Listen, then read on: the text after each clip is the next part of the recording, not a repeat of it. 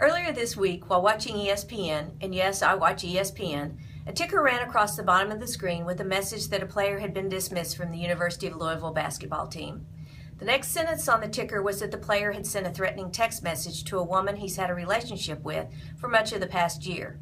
The third sentence was that the player had plans to meet with former NBA player and coach John Lucas to work on his anger management. Whoa, let's stop right there. Anger management? Let me state right now, I don't know the circumstances of the Louisville player's dismissal. In fact, as of this time, Louisville coach Rick Pitino has not said why the player was dismissed. I don't know anything about the player's relationship with a woman. What I do know is that ESPN reported the player sent a threatening text message, and for me, that implies a domestic violence situation. I think there have been great strides made in the past year regarding no tolerance for family violence of any kind, due in large part to the high-profile cases of 2014. I'm glad to see both college and professional sports figures stepping up to denounce any acts of violence against women or children. However, our next step needs to be making sure that abusers receive appropriate treatment and/or punishment. Domestic violence is not about controlling anger. It's about domination, power, and control of an intimate partner. This can be in the form of physical, sexual, verbal, or emotional abuse. Domestic violence behavior is dangerous and can lead to death. Domestic violence offenders need to be in a batterer's intervention and prevention program, or BIP. BIP is a specialized and individual counseling program designed specifically to create an additional layer of supervision of the offender.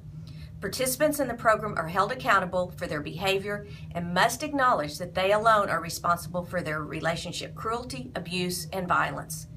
BIPs provide ongoing communication with referral services through entrance, exit, and monthly progress reports. In Texas, BIPs are accredited by the Texas Department of Criminal Justice and must adhere to the BIP guidelines, which regulate minimum program requirements. BIP is designed to keep the victim safe, not to salvage the relationship. Anger management programs are designed for any person that inappropriately expresses anger at everyone and are not sufficient for domestic violence offenders. Judge Roberto Cañas, who presides over Dallas County Criminal Court Number 10, has said, "Battering intervention and prevention programs are the greatest tools I have for addressing abusive behavior and for holding batterers accountable."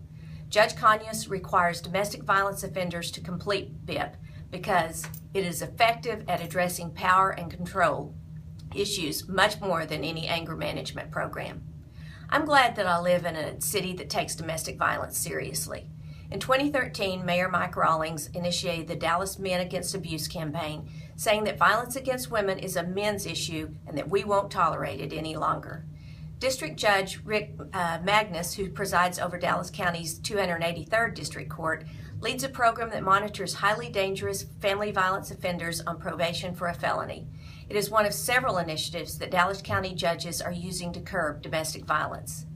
And the Dallas Police Department has implemented a lethality assessment program where patrol officers are asking 11 yes or no questions during domestic violence calls to ascertain whether it's a high-risk situation. If a victim answers yes to crucial questions, police call a domestic violence hotline to provide immediate help. Genesis Women's Shelter and the Family Place are the two shelters partnering with Dallas Police on this project.